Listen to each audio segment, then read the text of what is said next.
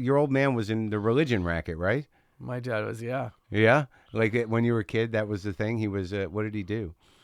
My dad was, well, he was a minister. He had a church in Pasadena And when your parents were still married? when my parents were still married. So for a couple of years, he had his ministry. Yeah. But then he also like wrote these. The way he made money was he ghost wrote books for like famous people who couldn't write their own books, Like but they who? were all religious people, like Yeah. Jerry Falwell and Jim and Tammy Baker, and Really? Pat Robertson and Billy Graham. He was a ghostwriter for the worst of them in a way. Well, I mean, the thing is, those people, because of the way they did business, those books were like, they were guaranteed huge Sure. market, because what would happen is people would like donate to the church, and they would get, it was like the books were like a big way to, it's merch Sure. for their, Yeah.